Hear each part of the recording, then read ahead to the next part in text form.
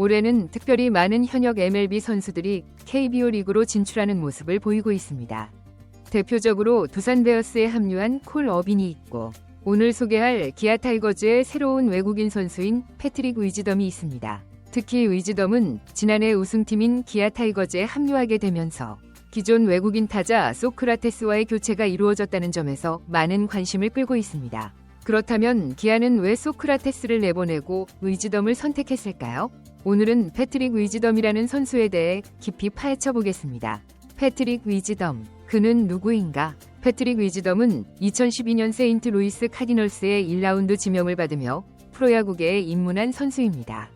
1991년생으로 현재 33세이며 MLB에 데뷔한 것은 2018년 세인트루이스에서였습니다. 이후 시카고 컵스로 트레이드되며 본격적으로 MLB에서 자리를 잡기 시작했죠. 2021년부터 2024년까지 꾸준히 MLB에서 뛰며 2021년 108경기, 2022년 134경기, 2023년 97경기, 2024년 75경기를 소화했습니다.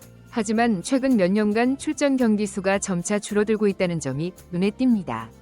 그렇다면 MLB에서 백업 역할만 하던 선수가 KBO로 온 것 아니냐? 라고 생각할 수 있지만 위즈덤의 성적을 보면 그렇게 단순한 선수가 아니라는 것을 알 수 있습니다.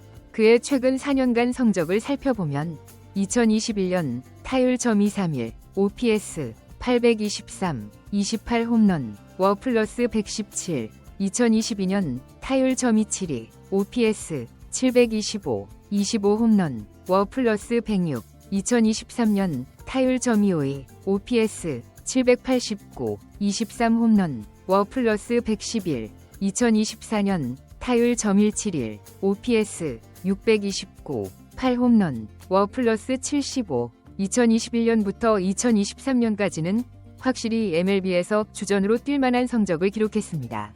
특히 2021년과 2023년의 OPS와 홈런수는 KBO에서도 충분히 통할 만한 수치입니다. 2024년 성적이 떨어진 이유는 주로 출전 기회의 감소 때문으로 보입니다. 시카고 컵스의 1루와 3루 자리에 유망주들이 들어서면서 위즈덤의 출전 기회가 줄어들었고 이로 인해 그의 성적도 하락한 것으로 분석됩니다. 하지만 그의 타구 속도나 배트 스피드 같은 물리적인 지표는 크게 떨어지지 않았기 때문에 안정적인 출전 기회만 보장된다면 다시 좋은 성적을 기록할 가능성이 높습니다. 위즈덤의 스타일과 장단점. 위즈덤은 전형적인 파워히터 스타일의 선수입니다. MLB 기준으로는 컨택 능력이 뛰어나다고 보기는 어렵지만 KBO에서는 충분히 통할 만한 타격 능력을 가지고 있습니다. 그의 가장 큰 장점은 강력한 파워입니다.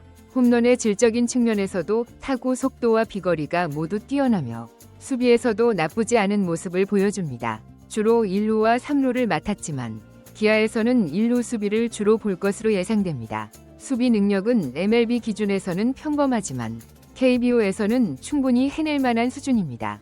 소크라테스와의 비교. 그렇다면 기아는 왜 소크라테스를 내보내고 위즈덤을 선택했을까요? 소크라테스는 지난 3년간 KBO에서 매우 안정적인 성적을 기록했습니다.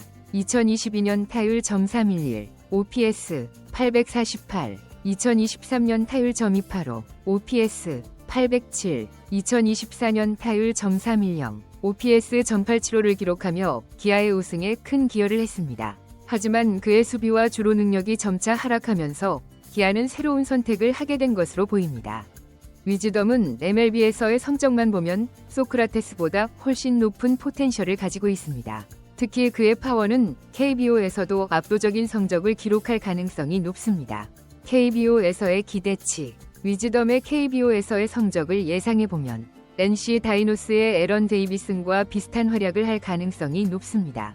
데이비스는 KBO에서 타율 .306, OPS 1.003, 48홈런을 기록하며 리그를 씹어먹었죠. 위즈덤도 데이비슨과 비슷한 파워를 가지고 있기 때문에 KBO에서 적응만 잘한다면 비슷한 성적을 기록할 수 있을 것으로 기대됩니다. 특히 KBO 투수들의 평균 구속이 MLB보다 낮기 때문에 위즈덤의 타구 속도와 파워는 더욱 빛을 발할 것으로 보입니다. 하지만 위즈덤의 단점도 명확합니다. 그의 삼진율은 MLB에서 36%에 달할 정도로 높았습니다. 즉, 공을 잘 맞출 때는 강력한 파워를 발휘하지만 그렇지 않을 때는 삼진으로 물러날 가능성이 높다는 것입니다. 하지만 KBO에서는 MLB보다 변화구의 질이 낮기 때문에 위즈덤이 이러한 단점을 극복하고 좋은 성적을 기록할 가능성도 있습니다. 결론, 기아의 선택은 옳았을까?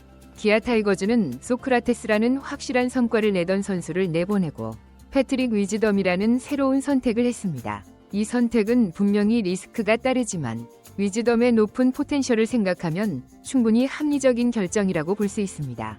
위즈덤이 KBO에서 적응만 잘한다면 기아는 또 한 번 강력한 타선을 구축할 수 있을 것입니다. 여러분의 생각은 어떠신가요? 위즈덤이 KBO에서 어떤 활약을 보여줄지 기대가 되시나요? 기아의 선택에 대해 어떻게 생각하시는지 댓글로 남겨주세요. 그리고 더 많은 스포츠 이야기가 궁금하시다면 제 유튜브 채널을 구독해주세요. 감사합니다. 위즈덤의 이야기는 여기서 끝나지 않습니다. 그의 KBO에서의 성공 여부는 단순히 개인 능력뿐만 아니라 팀의 전략, 상대 팀의 대응, 그리고 그의 적응력에 달려 있습니다. 이제 좀 더 깊이 들어가서 위즈덤이 KBO에서 성공하기 위해 어떤 요소들이 중요한지, 그리고 기아 타이거즈가 그를 어떻게 활용할지에 대해 이야기해 보겠습니다. 위즈덤의 성공을 위한 키포인트 1. 적응력. KBO와 MLB는 투수의 스타일, 구속, 변화구의 질 등에서 차이가 있습니다. 위즈덤이 KBO 투수들에게 빠르게 적응할 수 있는지가 가장 중요한 포인트입니다. 특히 변화구에 대한 대처 능력이 중요한데 위즈덤은 MLB에서도 변화구의 약점을 보였기 때문에 KBO에서 이를 극복할 수 있는지가 관건입니다. 2. 팀의 지원. 기아 타이거즈는 위즈덤이 최고의 성적을 낼 수 있도록 팀 내에서 최적의 환경을 제공해야 합니다. 타순 배치, 수비 위치, 그리고 그가 편안하게 경기에 집중할 수 있는 분위기 조성 등이 중요합니다. 특히 기아의 타선이 위즈덤을 어떻게 활용할지가 큰 변수가 될 것입니다. 3. 상대팀의 대응.